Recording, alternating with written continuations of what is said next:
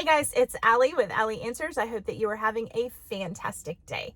If you are taking care of someone with dementia or you spend time with someone with memory loss, then there is a good chance that you have to deal with repeated questions. And that may be driving you bonkers. And that would make you just like everybody else and completely human. But there are some good ways to approach this problem, and let's talk about it. So I am going to say that if you think that this might be helpful to anyone that you know who is in the trenches with caregiving, please share this video with them so that they can see it. I don't get paid a nickel for this content right now. I am just trying to make sure that as many people as possible have opportunity to take a look at this free information, and I need your help. If you can please give me a comment, a thumbs up, if you can share this with someone that you know, and please subscribe. Thanks so much. Let's get into it. If you're spending time with someone who has memory loss, you are probably going to have to deal with the repeated questions, and the questions can be about anything. A lot of times it is going to be about the current situation and what's going on that day. So let's say they've asked the question, what time are we going to lunch? And you answer the question, and 5 minutes later, they ask the question again. The thing I need you to remember is that it's not just a fuzzy memory that they can't quite remember what you said. Most likely, they do not know that they ever asked that question before. In their mind, it's completely fresh, it's completely new. So we have to be very careful on how we respond to someone who is asking repeated questions, because it is very human and very normal for us to want to say, hey, Grandma, you already asked me that, or I've already told you that. And after the 9th or 10th time they're asking that question, it can be very tempting to say, Grandma, stop asking me this question. Your tone is everything. And if you are getting irritated, it's going to ramp up their frustration and their anxiety. So it is up to you, up to me, up to us to answer appropriately and stay calm. So how do I do that? Well, one of the things we want to look for is, what are the feelings behind the question? When someone is asking you a repeated question, it's usually because they are feeling lost. They need to know, what are they supposed to be doing? Do they need to be worried? Have they forgotten something? So it's very important that you reassure them. You want to answer the question, but you also want to answer the feeling that's behind the question. So you might say, we are going to go to lunch at 12. I'll walk you down there. Don't worry. Or you might want to say, it's not time for us to leave for the appointment yet, but is there anything you need me to do to help you get ready? That way you are answering the feeling that they are having, not just the fact that they are forgetting when they're leaving. If you always fall back on reassurance in your response, things are just going to go better for you and for them. A lot of times I will use a wipe-off board with like expo markers, and we will put dinner is at 5, or your one family, we would say your car is in the garage at your house, because this lady, all she worried about was her car and where it was. So if they have a common question, you can answer that question on the wipe-off board. You can also put the day and time. Now, another tool that some people have not heard about, and I was talking to a friend this weekend and I was telling her about the dementia clock. Now, I always think that everyone knows about what I know about. So if you've already heard about the dementia clock, that's great. But some people don't realize that there is a clock. You can get it on Amazon. I will put the link down below just to make it easy for you. The dementia clock has the time, the day, and the time of day. So it might say Saturday morning, 9:30, and then it also would say that today is May 2nd. 19 whatever, 2000 whatever. It's not 19. Oh my gosh, giving away my age here. Some of my clients have used a little notebook where they write down things, they remind themselves of things, and I also have found some of these. Now, these are little journals, and you can get them at the dollar store. I've also gotten them at like Pop Shelf and TJ Maxx, and these usually come in like a set of 3. They're cute, they're easy to slide into things. To me, I like them better than the spiral bound, but anything can work. And if you have someone who is asking the same question over and over, you can put the answers in this book. Now make sure that you use something that's easy to read. Like I would use a thin point Sharpie, for example, or a bold pen, and write the answer so that the person doesn't have to get their reading glasses to get the answer. So for example, if the person is always worried about their family and getting back to their family, you might put, your family knows where you are and they are gonna come tomorrow. Tomorrow is your favorite day.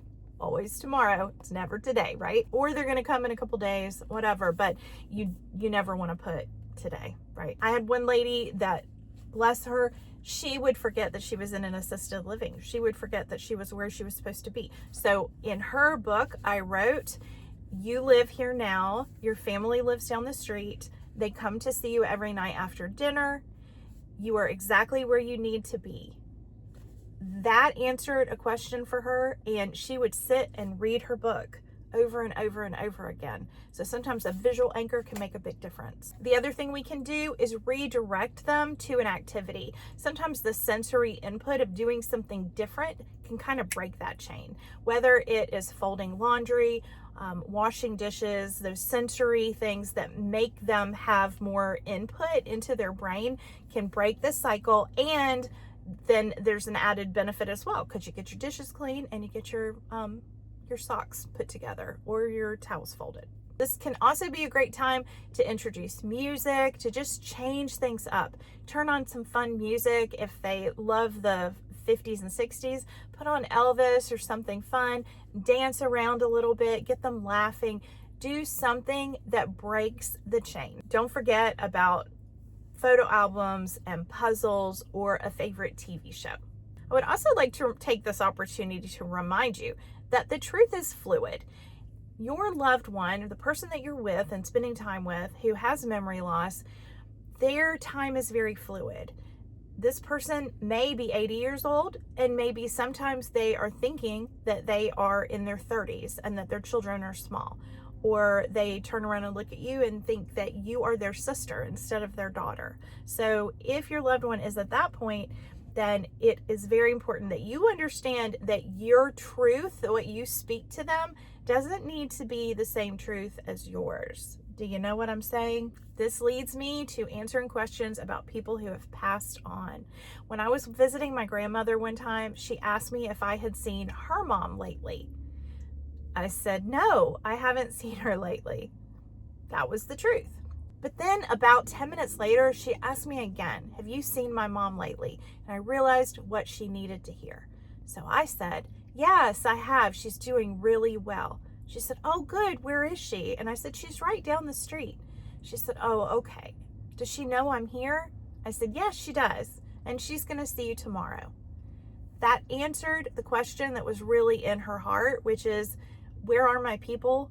Why am I still here and they haven't come to get me? At that point, my grandmother was really more entering her childhood. She was moving backwards from a teenager back into childhood, and that comforted her. And I made sure to let the staff know that that was how I was answering questions about her loved ones, about her family, about her mother specifically, so that they could back up that story and also reassure her. It is just my opinion, but I feel like we should never be saying your mom is dead. Your mom passed away. She passed away 30 years ago.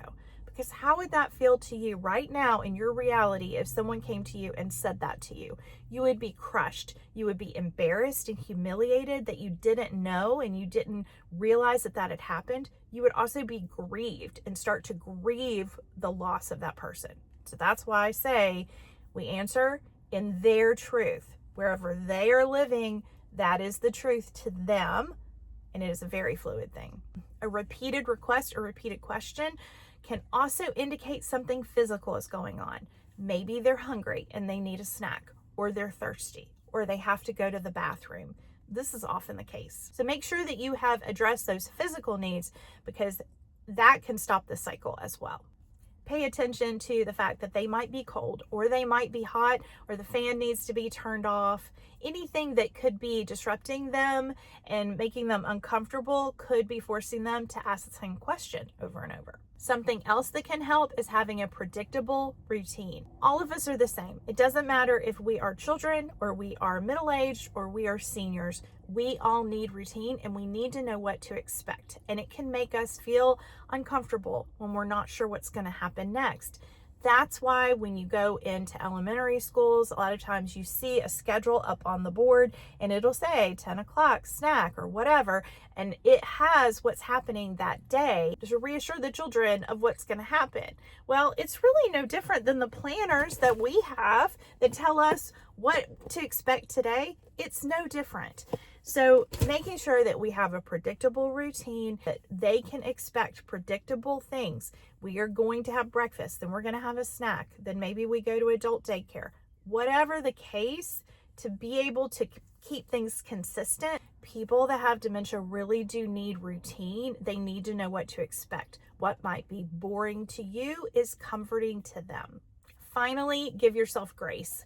There are going to be times when you lose your patience. There are going to be times when Job himself would lose patience with answering the same question over and over.